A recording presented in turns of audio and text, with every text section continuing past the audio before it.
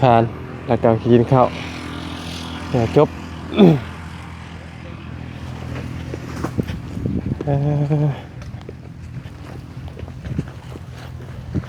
กำลังเฮ็ดยังพอ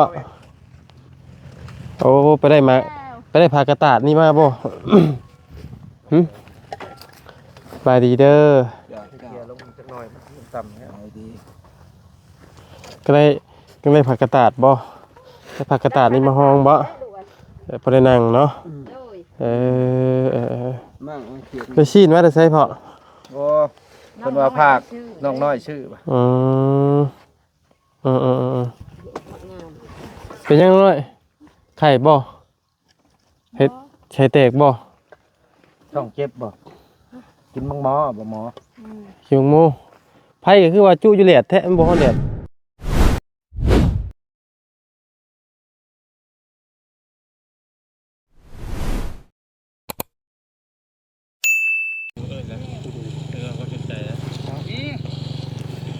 สบายดี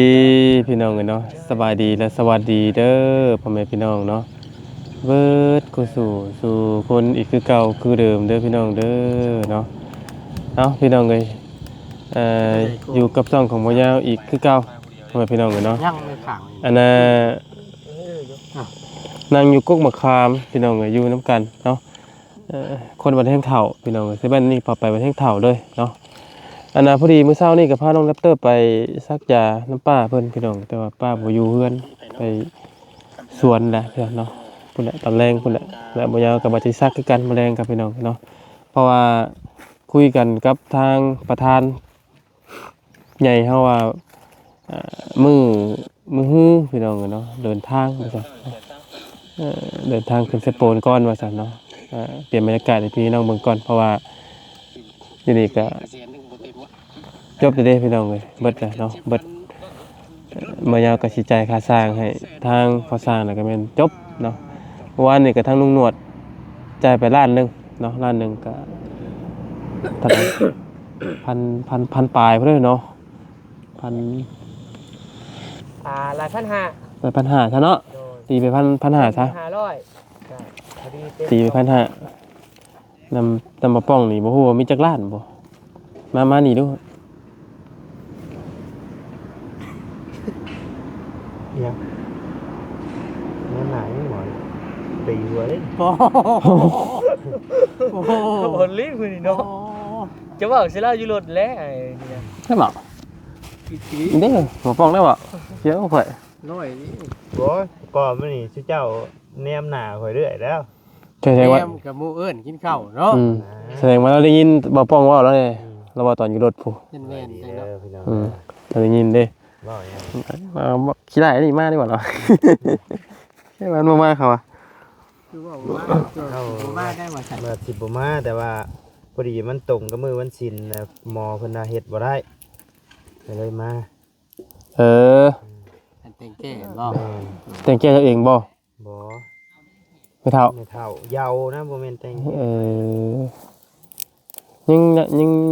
เอ้าบ้านเจ้าก็ยังถือผีอยู่บ่ไม่เท่ากันก็พี่น้องเอ้ยยังบ่ได้ยังอยู่ในผียังถือผีเนาะผีได้ยาวเดียวกันผีเมื่อยดีหมอยาวผีลืมยาชักจกออกเมื่อคืนนี่ส่วนหลายเฮาเห็นคนถือผีดีรอนี่พุ่นอยู่แถวโอ้บ้านเฮาตะกี้ก็สิว่าธรรมดาเนาะเนาะมากินดูเถอะขอยอยากกินอยู่ยาตัวนั้นมานี่ดูมานั่งนี่ดูมีแต่ชามนี่แบ่งกันคนละมิตรมาน้ำบ่ป้องสิไปเฮ็ดให้เขากินบ่ได้บ่ได้เอ็มร้อยค่อยนะไอ้พกไปเนาะเบื่อแท้นี่เอาอย่าผู้บ่เบื่อคือหยังจักอยู่บ่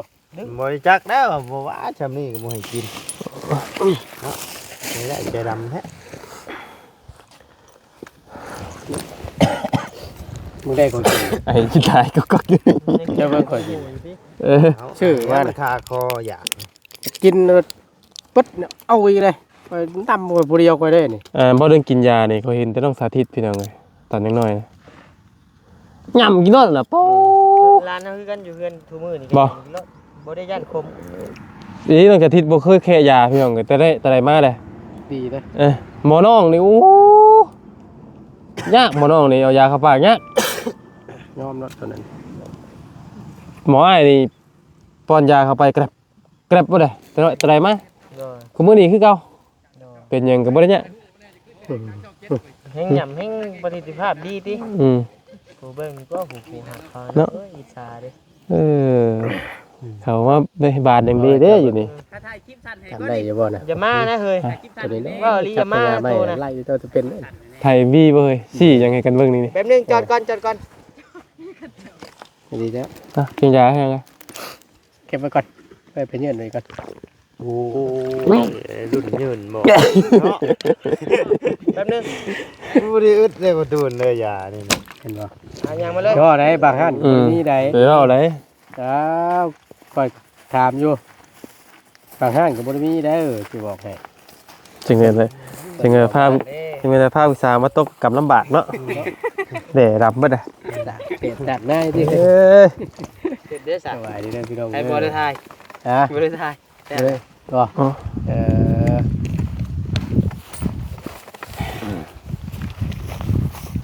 นี่ก็คือมีสอง เอาไปแล้ว สื่อมาเนาะ ก็บ่ได้ว่าขอดอก คนได้เห็นเพื่อนเจ้าหึงหลายแล้วคือปืนถือมากันจะบอกได้ว่าจะขี่รถจักรนะ บ่ได้ถือ นี่เห็นอยู่ในเฮือนเจ้า ก็เห็นคือกันอยู่เฮือนจ้ะ รักแรก มีนึงข่อยบ่มาข่อยน่ะเขาบ่ได้ท่วง บ่เอามา แต่ข่อยบ่ได้ท่วงเลยว่ามีหลายอันเด้ บ่เอาคือมีหลาย แต่ข่อยน่ะบ่ได้ถือมาข่อยน่ะมีนึง เอาเปิดคลิปบ่ เปิดได้ ธรรมชาติ มีทางไปแล้วนะ อันใช้อันเงินน่ะมาเบิ่งดูมีเท่าไหร่ มีชีล้านเล็กน้อย 4ล้าน เออ ไล่มึงดู680เบล เลย ไล่เงินได้ใน680 80 พวกเป็ดชูดบ่เฮ้ย อะไรก่อน ฮะ อะไรก่อน เก้า 9,000 9,000 บาท 9,000 บาท 900 โทษ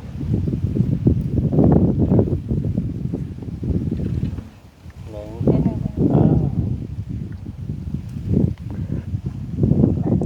ล้าน1แสนเท่าไหร่20,000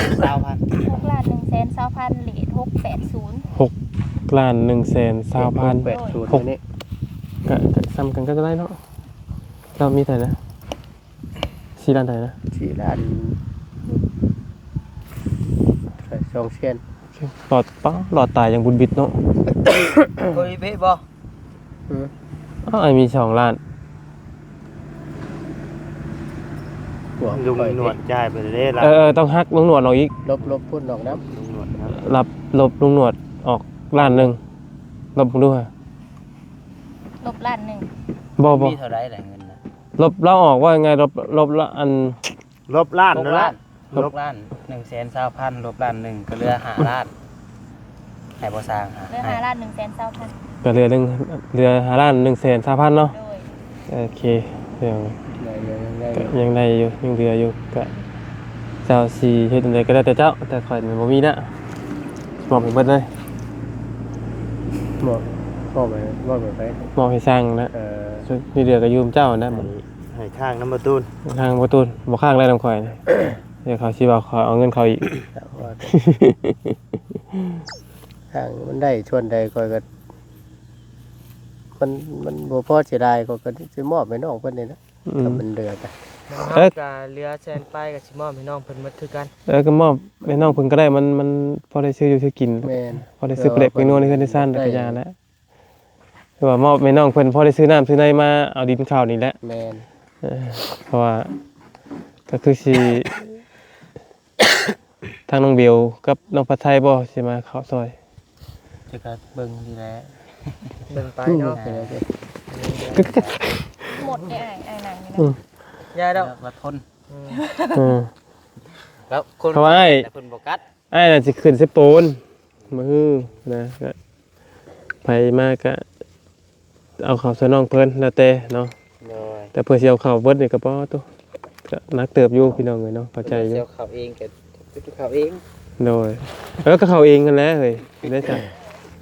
มันบ่มีงบเลย เออ เข้ามา และหลายคนอยู่เด้ แม่น ช่วยกันได้เด้ แม่น ช่วยกันขุดช่วยกันเอา ครอ เข้า บครัวเพิ่นก็ได้อยู่ดอก ได้อยู่ ไปขาดบังน้ำอ้ายแล้ว แล้วแต่เด้อเอาช่างให้ได้สิ สั่งให้ซำนี้แหละบ่ได้เฮ็ดก็ย่าเด้ เอาเงินดินเข้าชื่อๆดินก็ปันไปหายากแท้ใกล้ๆนึง ฉันก็เห็นหน้าแล้วแหละ อย่าเราจะใส่อันติ เออ ขมังกันและคำว่านั่นน่ะ ก็คือว่านะก็ เออ ก็ต้องเงินแน่แหละก็ฮู้ๆกันแหละพี่น้องเนาะใส่เราก็ ไม่เคยการส่งให้โตเลยได้ คำว่ายืมก็ไอ้คำว่าใส่เราก็ต้อง4-50นั่นแหละคู่กันนั่นแหละเนาะ เด้อก็ เบิดมื้อ เฮาก็ฮู้อยู่กะ ตัวอีกมื้อละบัดนี่ จะฮู้อยู่พญาติแล้วติ อืม คือหมู่ กะเอาให้450 ได้อยู่ใช่มั้ยติ ได้อยู่ดอก แสนนำแสนนี่เนาะ ครับแสนอำใดนี่ธรรมดาแหละชื่อน้ำชื่อใน มื้อน่ะก็แสนหนึง ไกลกว่าแปลงหงไปแลกกว่า เนาะ นั่นก็ เออ มื้อนั้นก็น้องพัดใช้เอาให้อยู่ เออ ข ข นา นา ด ดนอนอยู่ชื่อยังได้เงินใช้ อ่า เฮ็ดเอาแล้วว่าชดช่วยซำนี้เลย มาเฮ็ดแฮงได้นะ เออเฮ็ดอิหยังก็ขึ้นอยู่นำ ตัวเจ้าของ ตัวเจ้าของเฮ็ดนี่แหละพี่น้องเนาะ คือเฮาเฮ็ดก็เฮาได้เฮ็ดก็เพิ่นได้ มีแต่ว่านั่นแหละทางบ่ยาวเองจะไปเบิ่งงานทางพอสร้างก่อนแล้วก็ ผมบ่กล้าเข้าก่อน มันแดดบ่ มันโหดเด้ ก็ เบิ่ สิ งแล้วบ่ อยู่ ยาว ตัวโทรศัพท์ เป็นได้ หือ เป็นไง ใกล้สิได้แล้วบ่ไปก็ยากจัง เอ้า ฮอนแลนด์ มันเฮงอันแปลวแล้วเนาะมันสิแล้วเลย ใกล้เลยติ อืม ทางว่าเลยเนาะ แล้วก็คือว่าจบนี่ก็พอสร้างเพิ่นก็เมื่อเฮาก็มอบเงินมอบคำให้น้องค่าสร้างเพิ่นก็เมื่อพี่น้องเอ้ยบัดนี้เนาะเมื่อเยี่ยมลูกสาวแตวก่อน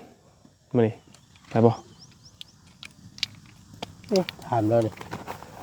อยู่อยู่บ่ หือขอยก็บ่ได้ใกล้ ใกล้ ลูกเราอยู่ชายแดน ฮะ จักลูกเราอยู่ชาย เข้าว่าอยู่นำประตู ถึงตัดพื้นตัดไผ่แล้วจักไปอยู่แจได้หม่องใดก็ยัง อยู่ เพื่อนน่ะบ่มีคนอยู่บ่ ข่อยเอาเงินเจ้า50,000เจ้าก็บ่ไปจ่ายให้เรา เอา เออ คำบอกมาจ่ายละมาเงินน่ะ อ่า จ่ายได้ตัดก่อนหน้านั่นแหละให้คนไปจ่ายอยู่ใช้บัตร ก็เอามาเงินน่ะ เอาก็เอา อืม คือสิยากยังเนาะ เนาะหมู่ละเสยเลยบ่ได้เฮ็ดจังซี่ เฉยเลยโมเมนต์มาเฉยเลย เอาเจ้า มาใหม่เอ้ย เอาไปจักทางไป เจ้าก็ต้องไป ฮะ เพิ่นจะจ่ายอยู่ได้ใช่ปกติน่ะ เพิ่นมาเก็บ เอาบ่เพื่อนชุมเจ้าเลยจ้ะ เอาเพื่อนข่อยเพิ่นก็มาเก็บเพิ่นเลาะเก็บ บัดนี้ เออ ข่อยบ่ฮู้ว่าสเตลน่ะเราจ่ายแนวใด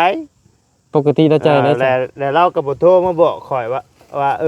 เงินเจ้าฝากไว้น้ำนี้ให้เฮ็ดแนวใด เออ สิให้ข่อยเฮ็ดแนวใดซะ เราว่าจะจัดอยู่แล้ววะ จักหยังกันน่ะ จัดกัน โอ้ ก็สิจักหยังกันน่ะ กระเป๋าใหม่เว้ย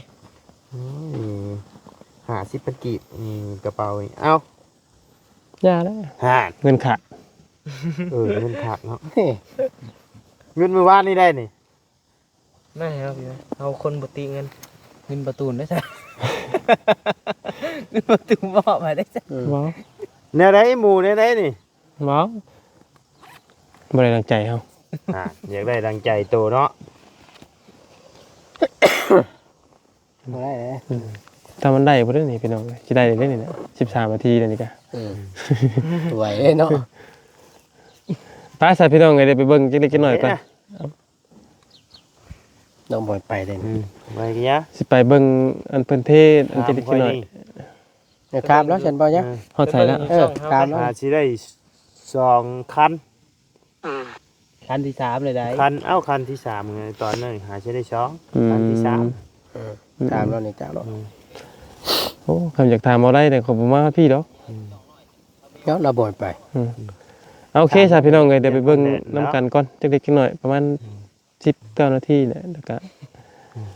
สั่ง จังสิไปใช้บัดนี้ ทางสิมอบเงินให้เราเนาะแล้วก็เฮ็ดกินข้าวกินน้ำแล้วก็มอบเงินให้เราเรียงคิวมอบกัน จบเมื่อพี่น้องเอ้ยแจ้งพี่แจ้งน้องอีกมือเดินทางเลยพี่น้องเด้อเนาะเดินทางขึ้นเซโปนก่อนพี่น้องเอ้ยเนาะเปลี่ยนบรรยากาศในพี่น้องเบิ่งก่อนพี่น้องเอ้ยทางนี้ก็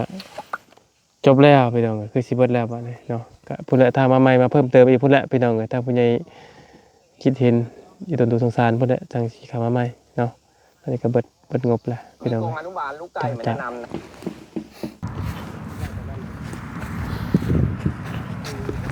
เ เอาพี่น้องเลยเนาะตอนนี้เพิ่นก็ถือว่าแล้วเนาะประสบความสำเร็จพี่น้องเลย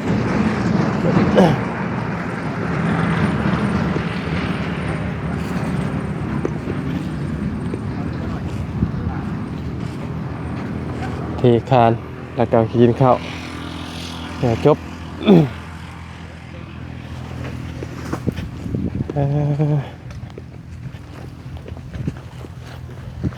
กำลังเฮ็ดยังพอโอ้ไปได้พากระตาดนี่มาบ่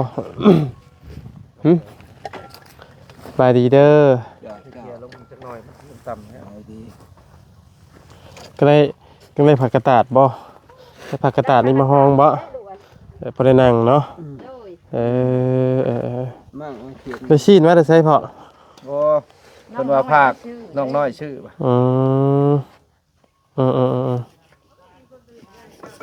ชื่อเท่าไรนะ น้ำเพิ่นแล้วบอกปัจชัยบ่ชื่อ ชื่องามดีเนาะบางนาวเฮ็ดได้กิน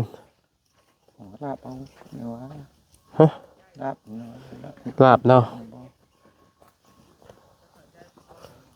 กำลังซอยเอ้าเอ็มร้อย ครับดินพ่อนี่ชวดแล้วเหงา ฮะ ดินพ่อนี่ชวดแล้วเลยเนาะ หินเบิดบ่ จังได๋เพิ่นมาส่ง กินน้ำไว้ก่อน เอ็ดแล้วเด้อ ได้เข้าใจเด้อ ก็มีหัวขาอยู่เนาะเบิดบ่ มีอยู่เด้หมู่บ้านนี่เฮาอันซอยคนละมาวานนี่ อะไรนะ บ่แล้วได้คงแม่ก็มีอยู่ดอกเออ พักใส่แล้วล่ะหอมกุ้มบ่ล่ะ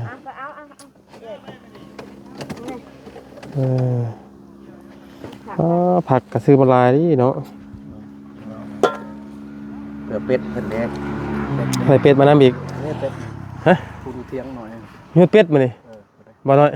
ไปได้เป็ดมาได้ไสไผชื่อเป็ดอีกแหละชื่ออีกแหละโอ้ใจดีเถิดมื้อนี้ไปเฮ็ดหยังมาคือมีทั้งเป็ดมีทั้งซีนมื้อนี้ ปิดจ๊อบบ่ ปิดจับบ่ ถือว่าสำเร็จเนาะพี่น้องเลยอีกจักหน่อยก็เป็นแล้ว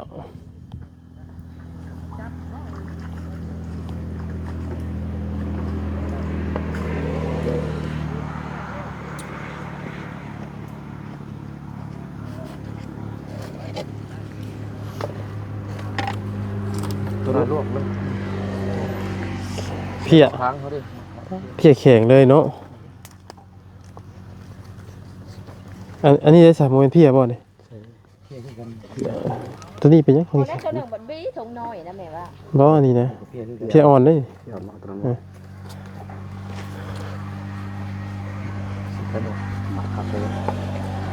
ลาบซีนพี่น้องกันเนาะแต่ว่าเฮาละอิ่มแล้วกินข้าวกิน เฮ็ดลาบชิ้นก่อนก็เฮ็ดอิ่มก่อนลาบซีน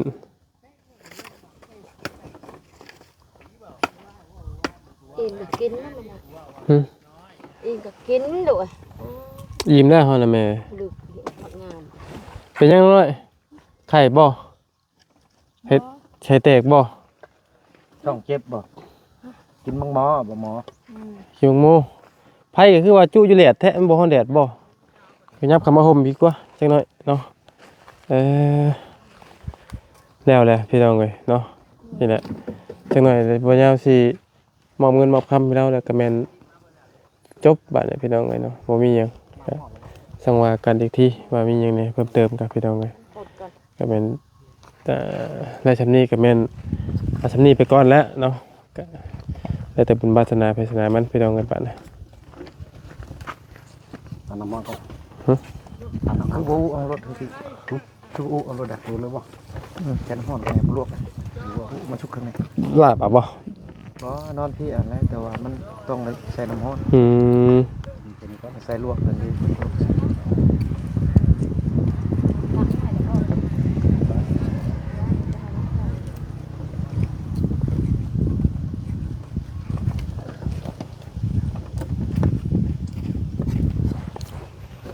ร้อยพี่น้องเลยถือว่าจักมือนี่พอจะเฮ็ดมานี่ หา6 มื้อนี่แล้ว 6 มื้อนี่เนาะศุกร์เสาร์อาทิตย์ยันคารพุธหัดบ่มื้อนี้ 10 คำ ฮะ 10 คำตั้ง 10 11 12 13 14 15เป็นคุดในฮดพวกแม่นบ่10 คำ กะเบ้นเห็น10คันตั้ง10 คคำำ10 คำ11 12 13 14 15พอดี6 มื้อ คดี6 มื้อ นะมื้อเฮ็ดบ่สมบูรณ์ก็2 มื้อไล่เป็น 5 มื้อจ้ะ มันขาดอุปกรณ์นี้คือแบบนี้แหละ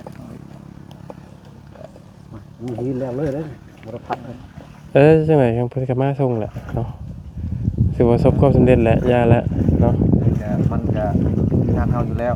พอดีตามฝักแน่คุณแดดเนี่ย พอดีพักเที่ยงกินข้าวเลยเนาะพี่น้องเอ้ยดีแล้วเนาะ ไอ้เพิ่นช่วยใส่บัดนี้ เพราะว่าเฮาก็ แม่นบื้อนี่มันเดินทางได้นี่ไปแล้วบัดนี้จบเลยเบิดเบียกเฮาเลยเด้สิโปนแล้วบัดฮะงัวนี่แหละเพาะ ตำหัวพันมัน แม่นมันงัวกับข้วยดาวอ่ะ อ้วนมันจะดำคน แม่นบ่ นี่มันแดงแค่จบงานกับเพื่อนกินง่อยเนาะถางว่าตัวหนึ่งไว้ได้ยาวเลยงัวตายตัวหนึ่งได้ปัญหาเขาเสียเอาคั่วหรือเขาสินั้น อยู่ใช้เฮือนเจ้าบ่ แม่นงัวตกในหนองงัวไปเท่าดอก งัวเทิบงัวแม่ โอ้แม่แต่ว่าจักหยาบแล้วเบิ่งกันอบ โอ้ว่าเบิ่งแต่มันตกหนองแล้วเนาะเติมนึงเติมแล้วรุ่นตกหนองแล้ว มันจะโตมานั้นมันเท่ากินยาผู้ยิ้มงัวทอมบ่ได้ เราเพิ่นก็แล้วพวกวันละ แต่ว่ามื้ออื่นสิปลูกอีกว่าเมียค่อยว่าปลูกไผปลูกงัวควายไม่เท่าบ่ปลูกคือปลูกแล้วก็บ่แม่นงัวควายเจ้าเฮ็ดนั้นโอ้ยบ่เฮ็ดหยังของเพิ่นให้รักษาบ่ให้มันออกทางนะอย่าลดต่ำลดหยังโยมื้อใดมันเมื่อยมันก็จะพุกตากแดดแล้วเขาน้องนุ่งแล้วปล่อยมากินน้ำก็ลงน้องขึ้นบ่ได้ โดย เมื่อวานนี้ของไผมานอนอยู่เขาว่าเอางัวในเรือนเขาไม่เท่าคือปลานี่คือบ่เอาขึ้นครับเดี๋ยวมันจะเบิดเมื่อวาน แต่วันนี้บ่ แม่นหาการแมงขนุนได้4-5โตก็มาขั่ว แล้วเมืองขนุนน้ำหมอกกันนี่เนาะ แม่นยังออกบ่หลาย ขนมดาว เริ่มได้นี่ใบอ่อนเด้ เริ่มพนาเพิ่น ตุ้ยติบุตรคน บ่ โอกมาบ่ทางนี้ก็ดีเขาก็กั้นทั้งมวลบ่ คือการทางใดคือกันเนาะ เอาบีคือบ่ลงซะพี่เอาเนี่ยมาแล้ว โอ้นอนเลยนอนเพียเลย ตัวนี้ ลงกันนะ จะพี่น้องไงโอเคเนาะเดี๋ยวจังว่ากันเดี๋ยวพอเรากินข้าวกินน้ำแล้วแล้วก็สั่งมาลัยเบิ่งเงินเบิ่งค้ำกันพี่น้องไงเนาะปิดจับค่าสร้างให้เราเนาะพี่น้องไงแต่มันจบแบบบ่มีหยังพี่น้องแล้วก็แล้วแต่น้องเพิ่นหามาได้ก็หาเอาเองพี่น้องเนาะเพราะว่ามันก็ยังดีกว่าเฮาบ่ได้ตั้งเสาที่คาดเนาะก็ได้ตั้งกันไว้ก็ยังดีขนาดพี่น้องอยู่ดีมีแห้งก็จะได้ว่าพอเด้อว่ากันเนาะอยู่ดีมีแห้งจะมาเขาทั้งน้องน้อย ท่านั้นก็กำลังต้มเนาะพี่น้องเอ้ย กำลังต้มกำลังเพี้ยสินอนเพี้ยเนาะ อยู่ดีมีแห้งใช่เนาะขมุกกับจะละลายเนาะจังว่ากัน ช่วยขาตำขาตำหมด ตามมาบ่ตามมาถึงหอมแต่ตัวโตเขานั่นบ่มักเขา กินแล้วหึน ตัวน้ำมันเด้ปั้นน้ำมัน ปั้นแต่หน้ามันบ่ใส่เอาโอเคพี่น้องจังว่ากันได้พี่น้องเด้อเจอกันในคลิปหน้าเนาะคลิปนี้ขอบคุณอยู่ดีมีแฮงบัดกุศลสุขคนพี่น้องเนาะ